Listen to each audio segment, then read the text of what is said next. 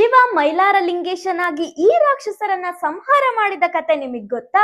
ಹೌದು, ಒಂದು ಕಾಲದಲ್ಲಿ ಮಲ್ಲಾಸುರ ಮತ್ತೆ ಮಣಿಕಾಸುರ ಅನ್ನೋ ರಾಕ್ಷಸರು ಕಠಿಣ ತಪಸ್ಸನ್ನ ಮಾಡಿ ಬ್ರಹ್ಮನಿಂದ ಒಂದು ವರ ಪಡಿತಾರೆ. ಮಾನವರಿಂದ, ದೇವತೆಗಳಿಂದ, ಶಿವನಿಂದ ಕೂಡ ಸಾವು ಬರ್ಬಾರ್ದು ಅಂತ.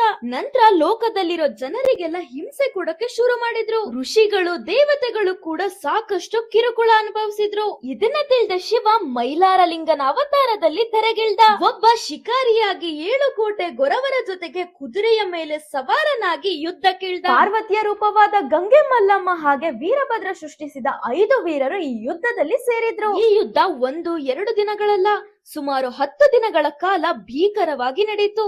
ಮೈಲಾರ ಲಿಂಗೇಶ್ವರ ರಾಕ್ಷಸರ ಸಂಹಾರವನ್ನ ಮಾಡಿ ಅವರ ಕರುಳುಗಳನ್ನ ತನ್ನ ತಲೆಗೆ ಪೇಟವಾಗಿ ಕಟ್ಕೊಂಡ. ಅವರ ಹಲ್ಲುಗಳನ್ನ ಮಾಲೆಯಾಗಿ ಧರಿಸಿದ.